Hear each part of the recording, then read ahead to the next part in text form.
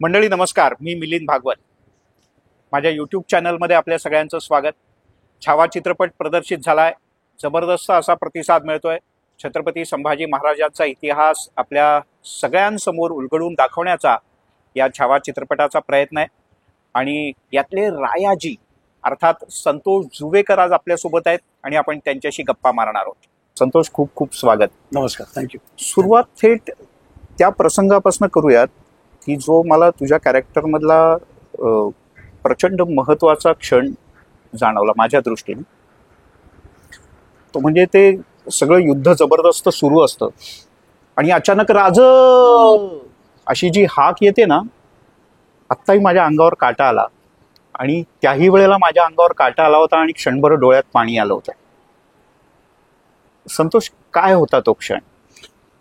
Climax संगमेश्वरची लढाई आहे, जेव्हा सगळे एक एक जात आहेत किंवा तो क्षण म्हणजे शूटिंग करताना आमच्यासाठी सुद्धा खूप, म्हणजे जसं आता तुम्ही तो बघून तुम्हाला जे फील होतं ना, ते आम्हाला करताना फील होत होतं. म्हणजे मी दरवेळेला आता इंटरव्ह्यूजमध्ये मी सांगतो की माझ्या आठवणीतला तो शूटिंगचा तो क्षण आहे. म्हणजे जेव्हा रायाजी त्या पाण्यात मरताना, ती आता साथ सुटते आहे राजांसोबतची, जी सोडायची नाहीये. मेलं तरी सुटणार नाहीच आहे ती, पण आता सुटणार आहे.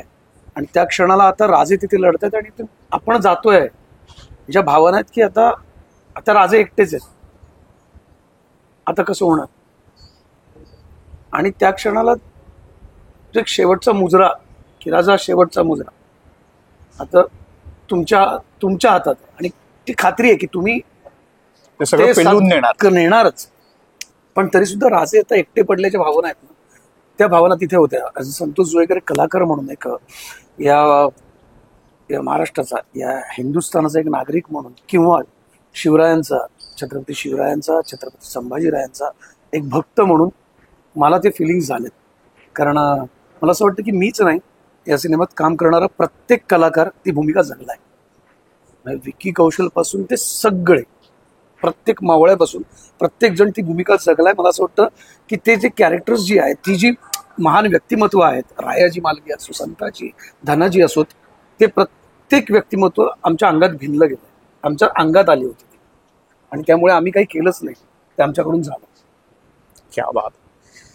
किती काळ याचं शूटिंग सुरू होतं? कारण आम्ही असं ऐकलं जवळजवळ 3 महिन्यांपेक्षा जास्त काळ याचं शूटिंग सुरू होतं. आणि जसं संभाजी महाराजांवर आक्रमण करणाऱ्या आक्रमकांच्या बद्दल म्हटलं जातं की लाखोंचं सैन्य होतं, तर आपल्याबरोबर सुद्धा युनिटमध्ये हजारो लोक होते. 1000 ते 1200 ज्युनियर्स रोज असायचे लढाईच्या.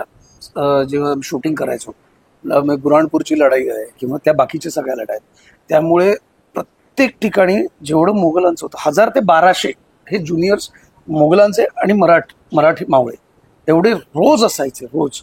आणि तिथे कुठेही कॉपी पेस्ट नाहीये किंवा 50 जणांचं शूट करून मग त्यांना कॉपी पेस्ट केलं असं कुठलाही VFX नाहीये. सगळं रिअल आहे, सगळं रिअल आहे. त्यामुळे तो जेव्हा मी शूटिंग करायचो ना, तेव्हा तो माहोल खरोखर युद्धाचाच वाटायचा. त्यामुळे तिथे तुम्ही जर प्रत्येक फ्रेम न फ्रेम, म्हणजे इथे जे जवळ दिसतात फ्रेममध्ये, क्लोजमध्ये, आणि तिकडे लांब ते दिसतात, तर ते आपले आरामात नाही, तेही तेवढ्याच जोशनी लढाई करत होते, तेवढ्याच एनर्जीनी करत होते. त्यामुळे सगळ्यांच्या अंगात ते संचारलेलं होतं, प्रत्येक जणाच्या अंगात. आणि थँक्स टू आमची मॅडॉक निर्मिती संस्था, दिनेश विजन सर आणि लक्ष्मण उतेकर सर यांनी मुळात हेच इतके पॉझिटिव्ह आणि इतके हे होते ना, की त्यांच्याकडे बघून आम्हाला तसंच वाटायचं. कोणी असं लिथार्जी, अरे आता ऊन आहे, अरे खूप थकलोय, आता नाही होत आहे, नाही, सगळेजण त्याच आयुष्यात लढत होतो. मला असं वाटतं की तो राजांचा आशीर्वादच म्हणत नाही, प्रत्येकाला तो मिळाला होता. पण या ह्याच्यात काही वेळेला आपण असं पाहतो की मोठे आर्टिस्ट असतात, आता विकी कौशल सारखा आर्टिस्ट की ज्यानं खूप जबरदस्त चित्रपट याही पूर्वी केले आहेत, तर साधारण आम्ही सर्वसामान्य लोक असं ऐकतो की जरा निवांत शांत अशा गोष्टी लागतात. तर मी असं ऐकलंय की तुम्ही सेटवर हे सगळं जगलात. हो. तर त्याच्यातल्या 1-2 आठवणी ऐकायला. मी सुरुवात की जेव्हा सिनेमाचं कास्टिंग कम्प्लीट झालं आणि मग आमचं ट्रेनिंग सुरू झालं, आम्ही 4.5 महिने आम्ही ट्रेनिंग घेतलंय सगळ्यांनी एकत्र, विकीपासून सगळ्यांनी. 5 महिन्याचं ट्रेनिंग होतं. तलवारबाजी, त्याच्यानंतर बेसिक प्रशिक्षण, घोडेस्वारी. घोडेस्वारी. मी तर याअगोदर फक्त घोड्यांवर बसलोय, ते पाचगणीला वगैरे जाताना किंवा तो घोड्याला गेल्यावर किंवा शूटिंगला सुद्धा नुसतं बसणार, घोड्याचा मालक किंवा कोणी असेल तो पकडून उभा राहायचा. पण या ट्रेनिंगमध्ये आता मी गॅलॉप करायला लागलोय, मी क्या प्रॉपर बात. घोडा कंट्रोल करायला लागलोय आणि मला ती आवड निर्माण झाली. मी आताही पुण्याला तळेगावला तिकडे जातो कधी कधी वेळ मिळेल तसं, आणि मी घोड्याचं हॉर्स रायडिंग वगैरे करत असतो. पण ना या सिनेमाने खूप काही दिलंय. त्यातला हा एक भाग आहे की मी आज हॉर्स रायडिंग उत्तम शिकवतोय, उत्तम. क्या बात. म्हणजे मी तुम्हाला सांगतो की घोड्याला नुसतं घोडेस्वारी नाही, आम्ही जेव्हा ट्रेनिंगला जायचो ना, मी त्यातल्या काही गोष्टी सांगितल्या सरांनी खूप आम्हाला सांगितल्या होत्या, त्या खूप भिडल्या त्या, आणि त्याच्यामुळे कदाचित ते सहज इतकं उत्तम प्रकारे घडून गेलंय. नुसतं घोडेसवारी, घोड्यावर बसणं, हॉर्स रायडिंग करणं नाही, तर घोड्याशी एक बॉन्डिंग करावं लागतं तुम्हाला. बरोबर. आम्ही सकाळी जायचो रिहर्सलला ना, तो घोडा आमचा घोडा घ्यायचा, जो घोडा आम्हाला रिहर्सलला होता हॉर्स रायडिंगला, तोच आम्हाला शूटिंगला होता. Shooting line. त्या घोड्याला घ्यायचं, फिरवायचं आधी, त्याच्याशी गप्पा मारायच्या, त्याला खाऊ घालायचं, त्याला पाणी पाजायचं, त्याला हाताने गाजर, त्याच्यासाठी गाजर हाताने आणून द्यायची, आणि मग त्याच्याशी गप्पा मारायच्या की तुला तुझ्यासाठी गाजर आणलं. आणि मित्र मित्र मित्र बाई, मी तुला आता गाजर देतोय, आता मी तुला हे खायला देतोय, आता तू आपण छान आज रिहर्सल करायची, इज्जत घालू नकोस, देख तुझी आणि माझी इज्जत आपली एकत्र आहे, आपली तू जर काय केलंस माझी इज्जत जाईल, तुझी एकदम पण जाईल. मित्रांसारख्या गप्पा. हा. आणि मग बसताना व्यवस्थित झालं की मग त्याला शाबासकी पण द्यायची, गुड गुड बॉय, गुड क्या बॉय, बात. व्हेरी नाईस, मस्त करतोय, व्हेरी गुड सुलतान, व्हेरी गुड. मग ते त्याला ते हे होतं.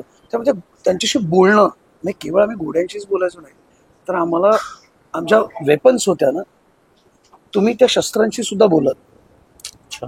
की आज रिहर्सल झाली, छान झाली, thank you thank you very much for good support, उद्या पण आपण अशीच करूया. आणि त्यांना पाया पडून सुरुवात करणं, ठेवताना पण पाया पडून ठेवणं अर्थात. मस्तकीला. कारण मला असं वाटतं मावळे जेवढे सरदार, मावळे, राजे तेवढ्याच महत्वाचे ते घोडे, ते हत्ती, ते शस्त्र तेवढी महत्वाची होती, ज्यांनी साथ दिली या मावळ्यांना त्या लढाईत. तर ते बॉन्डिंग होणं फार गरजेचं आहे, आणि ते आम्हाला ना त्या शस्त्रांशी, त्या प्राण्यांशी, घोड्यांशी ते बॉन्डिंग करत, ते सुद्धा गोष्टी आम्हाला जाणवल्या, कळल्या, आणि त्या केल्या. त्यामुळे शिकण्याबरोबर त्या गोष्टी समजून घेणं, त्यांची जाणीव काय असते, कशी ठेवावी, काय ठेवावं, मान कसा ठेवावा, हे शिकलो. आणि म्हणजे सरांनी प्रत्येकाला सांगितलं होतं की मला ना सगळे माझे अष्टक जे आहे, छत्रपती संभाजी महाराजांचे जे अष्टक होतं, जे कोर मंडळ होतं, कोर टीम, त्यातले छत्रपती संभाजी महाराज, कवी कलश, रायाजी, अंताजी, धनाजी, संताजी, मालोजी, हंबीरराव आणि यसाजी, बरोबर, हे अष्टक होतं. ते म्हणाले मला हे 8 आहेत ना, जेवढे छत्रपती संभाजी महाराज मला महत्वाचे आहेत ना, तेवढे मला 8ही महत्वाचे आहेत. आणि मला हे 8च्या 8 मला वाघ पाहिजेत, वाघ पाहिजेत. मला तुमच्यात वाघ दिसला पाहिजे, प्रत्येकात, प्रत्येक मावळ्यात, बस मला एवढंच हवंय. आणि मग त्या प्रकारे म्हणजे आम्हाला अजूनही आठवतंय, सर आजही नंतर शूटिंगच्या काळात आम्हा प्रत्येकाला नावाने नव्हते हाक मारत. बर. विकीला राजेच म्हणायचे, हो हो, रश्मिकाला महाराणी म्हणायचे, मला रायाजी म्हणायचे. हा काही रायाजी जरा तुम्ही इकडे या, रायाजी तुम्ही थोडं कव्हर होत आहे, रायाजी या साईडला या. बरोबर. म्हणजे तो रिस्पेक्ट जो आम्हाला सर द्यायचा नाही, त्यामुळे आम्हाला ते जाणवचं की आम्ही रायाजीच आहोत. त्याच्या भूमिकेत जाणं मर्ज होण्याकरता त्याची खूप मदत झाली. आणि मला वाटतं एक जाणकार, एक हुशार दिग्दर्शकच नव्हे, तर केवळ हा सिनेमा बनवण्याकरता जे विचार लागतात, जी भावना, जी भक्ती लागते, ती लक्ष्मण सरांकडे आहे, ती होती, ती आहे. म्हणून हा चित्रपट आज लोकांसमोर आल्यानंतर लोक तेवढं प्रेम देत आहेत. प्रश्नच नाही. मी हा चित्रपट जेव्हा पाहिला तेव्हा सुरुवातीला मी काही इंटरव्ह्यूज पाहिले होते सगळ्यांचे, त्यामुळे मी अशी मनाची थोडीशी तयारी केली होती. पण तरी मनाची तयारी केल्यानंतर प्रत्यक्षात जेव्हा ते समोर सगळं यायला लागलं ना, तेव्हा खरंच ना मला अश्रू आवरता आले, ना अंगावर इतका काटा आला. आणि काही क्षण तर असे होते की मी माझ्या मुलाबरोबर ते पाहत होतो, मी दोघे एकमेकांना असे बिलगलो क्षणभर की अरे हे काय पाहतोय आपण. तर असे चित्रपटातले आणखीन काय काय क्षण आहेत? खूप आहेत क्षण. मी तर म्हणतो, तुम्ही तर चित्रपट फक्त पाहिलाय तुम्ही प्रेक्षकांनी, पण आम्ही काम केलंय. मी ते काम केल्यानंतर सुद्धा जेव्हा प्रीमियर सिनेमा झाला ना, तेव्हा मी सुद्धा ओक्साबोक्षी रडलो होतो. कारण मुळात ही कादंबरी मी वाचली आहे. कादंबरी वाचताना तुम्ही शेवटच्या प्रकरणाला, शेवटच्या टप्प्यावर येता, तेव्हा तुम्ही नाही राहत, तुम्ही पूर्णपणे कोलमडून गेलेले असता, तुम्ही ओक्साबोक्षी रडू लागता. तोच हा सिनेमा बघताना अनुभव, शूटिंग केल्यानंतर सुद्धा सिनेमा बघताना माझी झाली होती. मी लिटरली विकी कौशलला मी मिठी मारून रडलो होतो, लक्ष्मण सरांना रडलो होतो, कवी कलश, विनीत सिंगला धरून रडलो होतो. म्हटलं यार तुम्ही काय करून ठेवलंय. म्हणजे तिथे मला विकी कौशल वाटतच नव्हते, ते महाराजच होते. ते म्हणजे जर महाराज जर असे कसे दिसत असतील तर ते असेच दिसत असतील. कवी कलश जर कसा असेल तर तो असाच असेल, रायाजी कसा असेल तर असाच असेल. म्हणजे निस्सीम भक्ती, निस्सीम प्रेम, अनकंडिशनल लव्ह, फक्त स्वराज्य. पण मग याच्याकरता अभ्यास काय काय केला होता आणखी? म्हणजे छावा आधीच वाचलं होतं का आता हो, यामुळे परत एकदा मी फार वाचलं? आधीच वाचलं होतं. मी ते सांगतो ना, मी अननोईंगली मॅनिफेस्ट केलं होतं. मी फार काही वर्षांपूर्वी कादंबरी वाचली होती आणि वाचल्यानंतर ना मी खूप असं वाटलं की यावर सिनेमा यायला हवा, आणि जेव्हा कधी सिनेमा येईल ना याच्यावर, मला यात एक तरी रोल करायचा आहे, मला भूमिका करायची आहे, तेव्हा काही कर, मला ही भूमिका करायची, मग काही चालेल. साधा एक सीन जरी असेल की महाराजांना एक मावळा तो मुजरा करून सांगतो महाराज हे आलेत, किंवा तर दवंडी पेटवणार असेल तरी मला चालेल. बट हा सिनेमा झाला आणि मग सिनेमासाठी जेव्हा ऑडिशन झालं, तो किस्सा की खरं तर मी ऑडिशन गणोजीसाठी माझं घेतलं होतं, हो, गणोजी शिर्केंसाठी. आणि जेव्हा गणोजी शिर्केंसाठी ऑडिशन झालं होतं तेव्हा मी थोडासा मला असं चर्र झालं होतं, म्हणजे यार मला नाही करायचं गणोजी. गद्दारी एका प्रकारे. हा, मी असो, पण ना ते मला असं वाटत होतं की नाही यार, मला ज्याच्यामुळे माझे महाराज ना या यातना भोगाव्या लागल्या, त्या व्यक्तीचं कॅरेक्टर मला नको. तर मी ऑडिशन दिलं होतं आणि निघून गेलो होतो घरी. म्हटलं नाही आला फोन तर बरंच आहे, नाही हा सिनेमात मला गणोजी शिर्के नको आहे, दुसरं काही झालं. आणि one fine day just got a call from office production कडून की तुम्ही सर उद्या आहात का अवेलेबल? हाय, लक्ष्मण सरांना भेटायचं तुम्हाला. आणि मी ऑफिसला गेलो, सरांनी मला भेटायला बोलवलं. सर ओळखत होते, त्यांनी माझं काम पाहिलं होतं चेंडा मोर्या वगैरे, तर त्यांनी अप्रिशिएट केलं ऑडिशन वगैरे. आणि ते मला म्हणाले संत्या ऐक ना, मला ना एक तुला सांगायचं आहे, तू गणोजीसाठी ऑडिशन देस, पण मला तू गणोजी नकोस, तू रायाजी कर. आणि त्यावेळेला मला मन में एक लड्डू फुटा टाईप. म्हटलं स्वतः दिग्दर्शक खुद गब्बर कह रहा है की तू गणोजी नको करूस, तू रायाजी कर. आणि त्या क्षणाला म्हणतात ना की आपण एखादी गोष्ट मनापासून मागितलेली असते ना, ती Yes, कशी तरी मिळालं. इथून तिथून फिरून आपल्या पदरात पडतेच.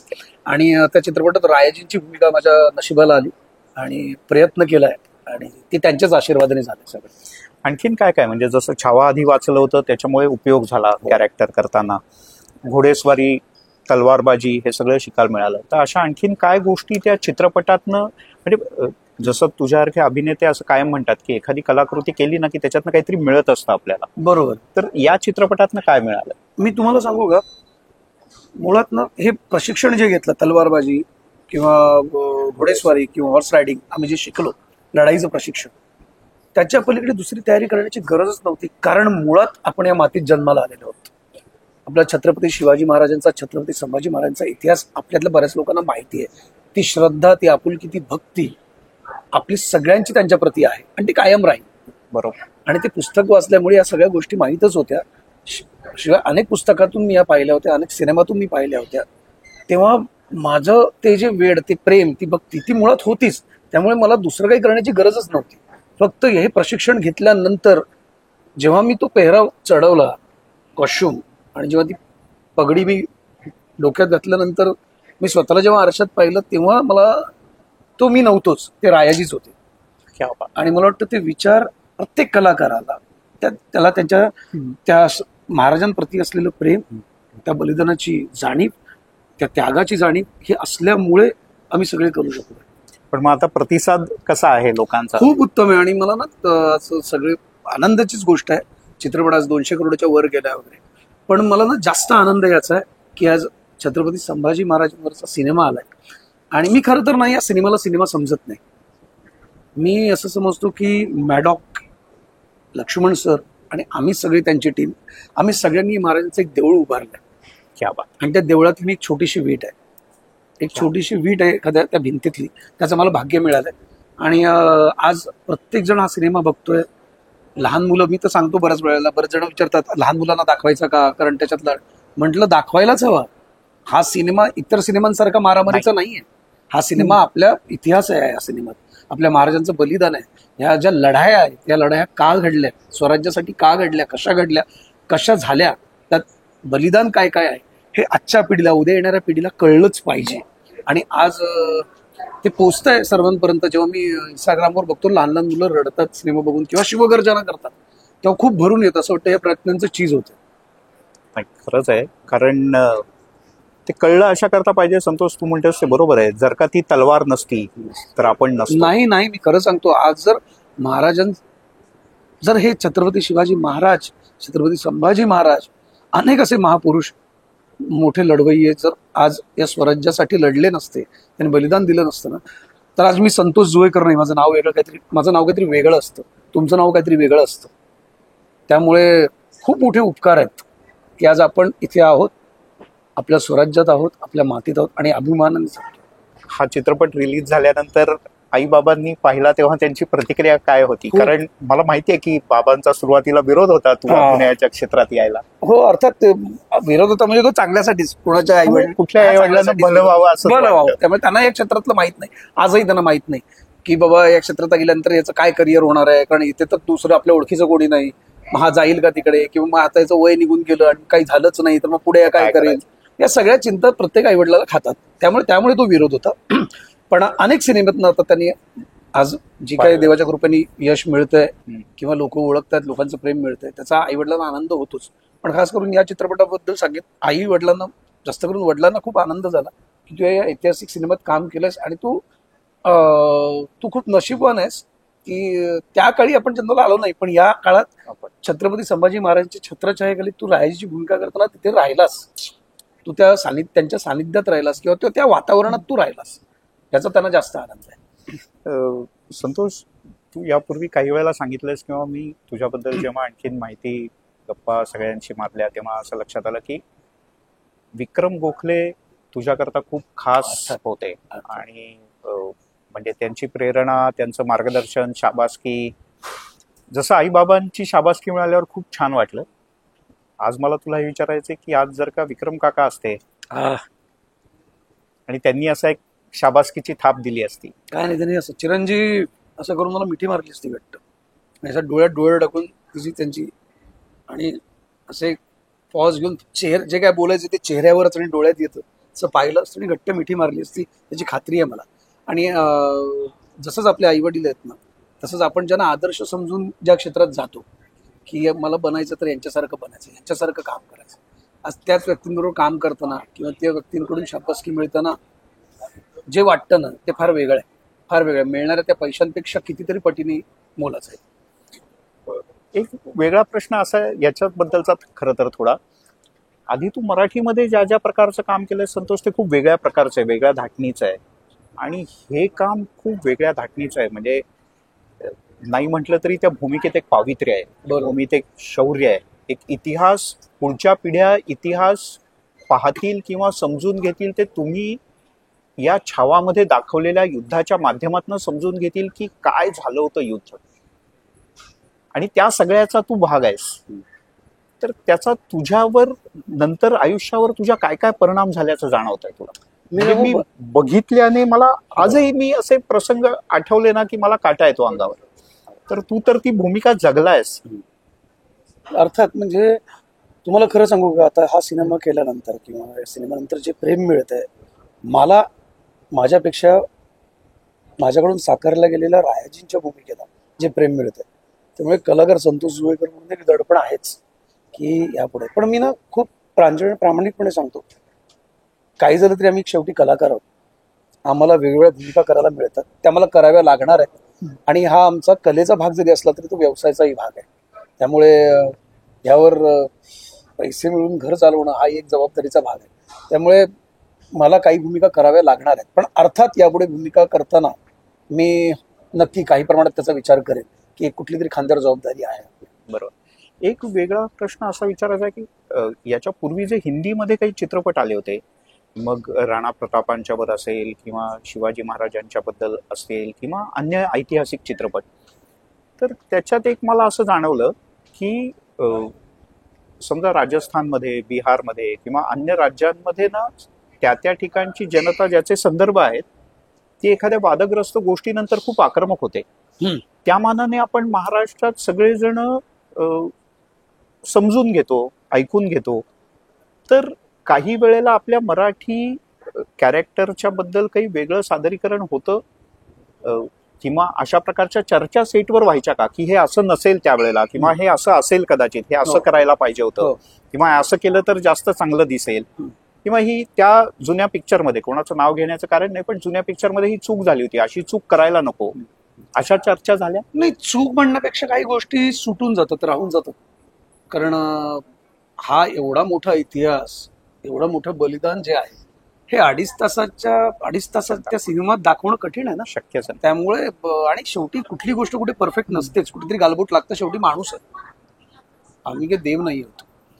पण खूप प्रामाणिकपणे प्रयत्न करून आम्ही सिनेमा बनवण्याचा प्रयत्न केलाय, जिथे कुठेही गालबोट लागता कामा नये असाच प्रयत्न केलाय. आणि तो जाणत दिसतोय लोकांना आज. खूप प्रांजळ आणि स्वच्छ विचाराने, चांगल्या विचाराने हा सिनेमा बनवलाय लक्ष्मण सरांनी. आणि मी ते मगाशी म्हणतो, चुका नसतात, काही गोष्टी राहून जातात, काही सुटतात. जसं आमच्या सिनेमाच्या मी म्हणेन की एक लेझिमचं गाणं होतं, ज्यात महाराज लेझिम खेळताना दाखवले होते. तर ते काही इतिहास तज्ञांनी किंवा शिवप्रेमींनी सांगितलं की नाही, महाराज कसे नाचू शकतील. तर आम्ही खूप प्रयत्न केला की तो नाच नाही आहे, तो विजय उत्सवाचं गाणं आहे. ज्या विजय उत्सवात जिंकून आल्यानंतर संपूर्ण प्रजा रयत महाराजांचं स्वागत करते आणि लेझिम खेळतायत. आणि त्यात महाराजांना कोणीतरी म्हटलं असेल बाळाने की महाराज 1-2 डाव आमच्यावर खेळा ना. तर तो रयतेचा गोरगरिबांचा राजा होता ना.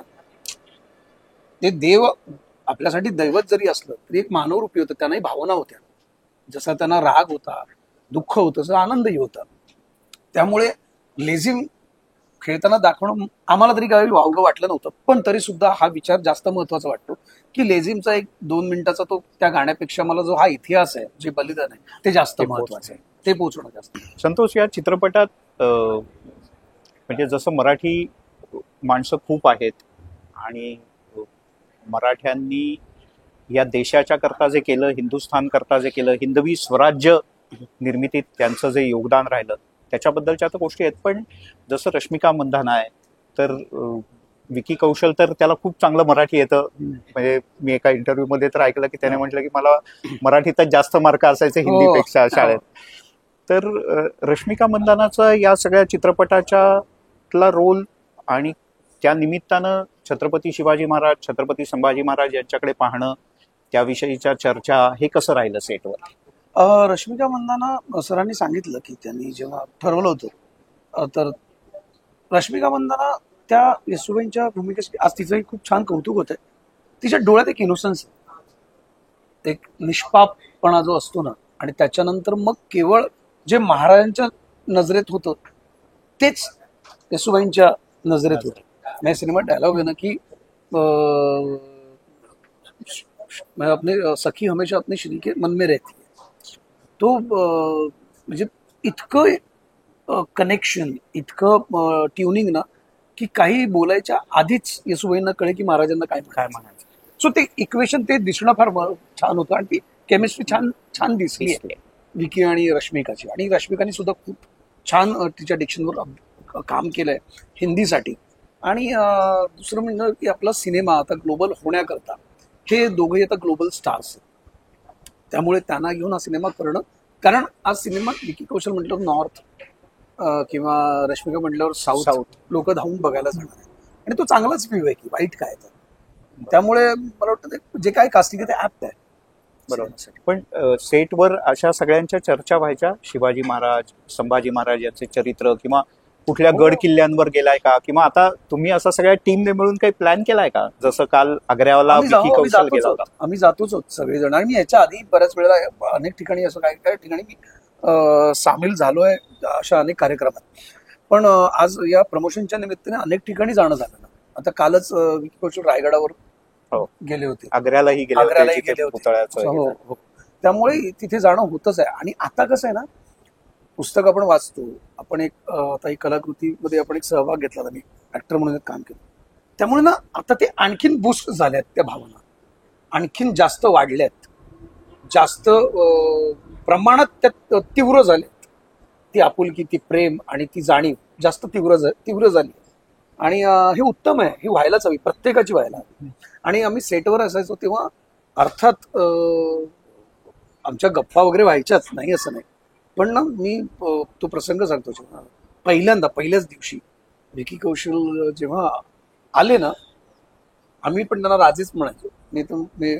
राजे जेव्हा, मी आता माझं म्हणतो की राजे जेव्हा सेटवर आले ना आणि तुझ्या पेहरावात, त्या पोशाखात होते ना, मी लिटरली असं अंगावर काढत मी असं बघत राहिलो होतो की जर राजे जर दिसत असतील तर ते असेच असतील. कारण विकी इतका ऍप्ट आहे ना, म्हणजे शारीरिक दृष्ट्या दिसण्यातही अभिनय तर त्यांनी जीवच ओतला, पण तो दिसण्यात शेवटी प्रत्येक प्रथम दर्शनी जे असतं आउटर लुक, त्याच्यावर माणूस पहिले भाळतो. तो दिसतोय, तो अर्धंड 105 किलो वजन त्यांनी वाढवलं होतं, जिम केलं आणि तो असा अर्धांड दिसत. राजे असेच असते. बरोबर. त्यामुळे ते काम करताना ते विकी कौशल्यांकडे त्यांच्याकडे बघून ना आपण राजांसोबतच होतो असं फील यायचं.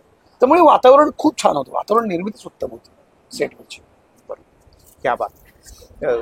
या चित्रपटानंतर काही गेल्या काही दिवसात काही वेगळ्या विशेष ऑफर्स आले आहेत? कारण काही वेळेला कसं होतं, ऐतिहासिक कॅरेक्टर किंवा तशा चित्रपटात राहिलं की त्याच्या जवळपासच्या वेगवेगळ्या भूमिकांच्या बद्दल अनेकदा विचारलं जातं. तर आता चित्रपट रिलीज झाल्यानंतर आता नवीन प्रोजेक्ट काय काय आहेत? आता एवढं तरी ऑफर कुठली आले नाही. आणि मला मुळात ना ऑब्व्हियसली चांगलं काम असतं. आतापर्यंत अनेक सिनेमे जे केले आहेत, अनेक चांगल्या सिनेमातनं मला काम करण्याची संधी मिळाली आहे. त्या सिनेमातलं काम बघूनच चांगली कामं पुढची मिळाली आहेत. मला खात्री आहे आज या सिनेमातलं काम बघून सुद्धा पुढे काम मिळेलच. पण मला ना सर्वात जास्त आनंद आहे की मी या सिनेमाचा भाग आहे. त्यामुळे पुढे जे काम मिळेल नाही मिळालं माझ्या नशिबाचा भाग आहे, देवाची राजांची कृपा, ते मला मिळणारच.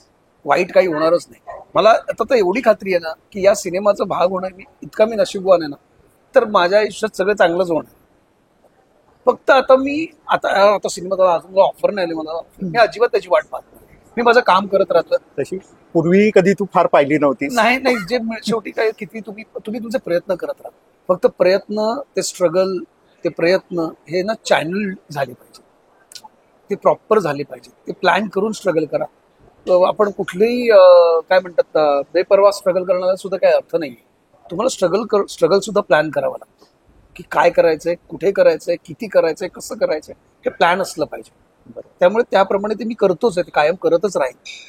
ते करताना जे माझ्या वाट्याला काम येईल ते काम मी माझं 100% देण्याचा प्रयत्न करेन. मला बरेच जण बोलतात सध्या तुझं काम छान झालंय पण ना तुला अजून थोडी भूमिका हवी होती, तुझं ना थोडं अजून जरा सीन हवे होते. मी म्हटलं या सिनेमात मला क्वांटिटीची गरज नाहीये, मला क्वालिटीची गरज होती. आणि मला जे काही दिसलं किंवा जे काही माझ्या वाट्याला आलं ते क्वालिटीवाला आहे. तो एक ग्लान्स जरी असता तरी तो मला खूप महत्वाचा होता. आणि जे काही सरांनी माझ्यावर विश्वास टाकून, लक्ष्मण सरांनी विश्वास टाकून जे माझ्या पदरात टाकलंय ते मी माझं 100% देण्याचा प्रयत्न केलाय. नाही, आणि म्हणजे मी हे आवर्जून सांगेन, ज्यांनी हा चित्रपट बघितला नसेल त्यांनी आवर्जून हा चित्रपट बघा. आणि त्यातल्या रायाजीचा तो क्षण, जिथे ना मला म्हणजे आधीच्या लढाया मी पाहिल्या पण ना मला डोळ्यात पाणी नाही आलं, पण रायाजीच्या त्या क्षणाने मात्र माझ्या डोळ्यात पाणी आलं. आणि जबरदस्त क्षण होता तो, म्हणजे यात काही वाद नाही. मला ते जाणवतंय, अजूनही मला ते जाणवतंय. एक 2-3च फक्त शेवटचे छोटे छोटे प्रश्न. तर मी sir sorry to interrupt you, तुमचे हे फिलिंग्स मी आता बोलताना मला ते जाणवत आहे. म्हणजे हे किती उत्तम रिटर्न्स आहेत काम केल्याची. या प्रयत्नांचे जी पोचपावती आहे ना तीही तुमच्याकडून मिळते. थँक्यू सर, धन्यवाद. येस. विकी कौशलच्या बरोबरचं बॉन्डिंग कसं राहिलं? कारण म्हणजे तू जसा उल्लेख केला की सेटवर आल्यानंतर राजे म्हणूनच दिग्दर्शक आवाज द्यायचे, किंवा मी एक प्रसंग हा उतेकर सरांच्या तोंडनं ऐकला की राज्याभिषेकाच्या वेळेला सिंहासनाकडे चालत जाताना असं अनेकदा झालं की सहजपणे त्याच्या डोळ्यात पाणी यायचं. सगळ्यांच्याच. म्हणजे हे क्षण कसे होते हे सगळे, किंवा या चित्रपटातला सगळ्यात लक्षात राहणारा असा एखादा क्षण सांगता येईल का? तोच क्षण सांगतोय. 16 जानेवारी त्या दिवशी हा सीन शूट होत होता. राज्याभिषेक होऊन महाराज आसनावर बसतात 16 जानेवारी, आणि 16 जानेवारी हीच तारीख आहे जेव्हा छत्रपती संभाजी महाराजांचा राज्याभिषेक झाला होता. हा कोइन्सिडन्स, हा योगायोग आम्हाला शूटिंगच्या दिवशी आम्हाला कळलं की आज तोच दिवस आहे आणि त्याच दिवशी आम्ही हा सीन शूट करतोय. म्हणजे एका प्रकारे हा आशीर्वादच आहे ना, ही सकारात्मकताच होती ना. बरोबर की त्या असं कसं योग जुळून आला तो.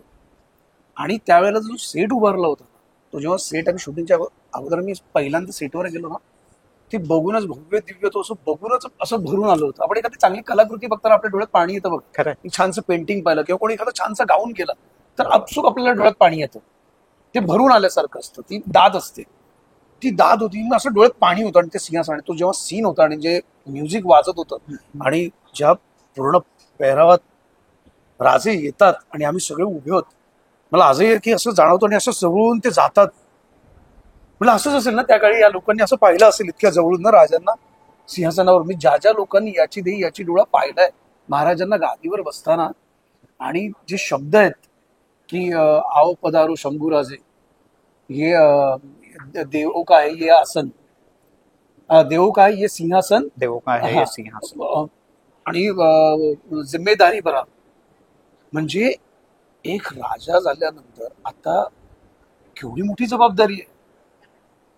म्हणजे तो जो एक लुक आहे, जेव्हा राजे असे बघतात येसुबाईंकडे, येसुबाई बघतात आणि त्यांच्या डोळ्यात असं करतात, आणि त्या क्षणाला चेंज ओव्हर देऊन ते समोर बघतात की आता आबासाहेबांची जबाबदारी माझ्या खांद्यावर. जिरे टोप जो डोक्यावर आहे, अख्ख्या स्वराज्याची जबाबदारी घेतली आहे डोक्यावर. प्रत्येक रयतेच्या प्रत्येक माणसाची जबाबदारी आपल्यावर. तिची जाणीव ना ती नजरेत दिसते. ती ज्याने तेव्हा पाहिली असेल तीच आम्हाला तेव्हा जाणवली. आणि विकी कौशल माहिती, तो क्लोजच्या वेळेला पायऱ्या चढून वर जाताना त्याच्या डोळ्यात पाणी आलं होतं. तेव्हा मी असं बघितलं, मी बोललो की माझी काय हा भर आहे, हा ऑराच आहे. तो ऑरा आहे. म्हणजे ते जे काय असेल, ज्याला म्हणतात ना ती शक्ती किंवा ते खरंय. तेज, खरंय. ते तेज आहे. ते तुम्हाला जाणवतं. ते कुठेतरी त्यावेळेला होते. त्याची कंपनं जाणवतात तुम्हाला, त्याची कंपनं जाणवतात तुम्हाला. ती आम्हाला प्रत्येकाला जाणवत. त्यामुळे साहजिक डोळ्यात पाणी येणं हे साहजिक. तेव्हा संतोष, खूप खूप धन्यवाद या सगळ्या गप्पांच्या बद्दल. आणि धन्यवाद याही करता तुझे, विकी कौशल, रश्मिका मंदाना, उतेकर सर यांचे धन्यवाद की ज्या छत्रपती संभाजी महाराजांच्या बद्दल कदाचित याच महाराष्ट्राच्या मातीमध्ये 2 शब्द उणे दुणे बोलले गेले, त्या छत्रपती संभाजी महाराजांना पहिल्यांदा खूप उत्तम पद्धतीने, सकारात्मक पद्धतीने, जे घडलंय जसं घडलंय तसं इतक्या स्वच्छ तुम्ही सादर केलं, जे पुढच्या अनेक पिढ्यांना उपयोगी पडेल, त्याच्यातून प्रेरणा मिळेल. याकरता तुमचे खरंच खूप खूप धन्यवाद. धन्यवाद. मला ना या सिनेमामुळे कदाचित अनेक लोकांचे विचार बदलतील. आपल्याकडे ती म्हण आहे ना की छत्रपती शिवाजी महाराज जन्माला यावे पण दुसऱ्याच्या घरात नाही. आता प्रत्येक जण म्हणेल छत्रपती शिवाजी महाराजांसारखा जर मुलगा जन्माला येत असेल, किंवा छत्रपती संभाजी महाराजांसारखा मुलगा जन्माला येत असेल, तर तो माझ्या घरात माझ्या पोटी या. येस, नक्कीच. आणि या निमित्तानं एक छोटीशी भेट आहे. यात काय आहे हे आपण संतोषलाच देऊया आणि म्हणूया की हे उघडून बघ काय आहे ते. हे जर राजांचं काही चित्र वगैरे असेल, नाही नाही नाही, तू बघ तर काय आहे ते. छान, तुला आवडेल अशी गोष्ट आहे. काढून घेतो असं म्हणतो. पण तू बघ, तुला आवडेल.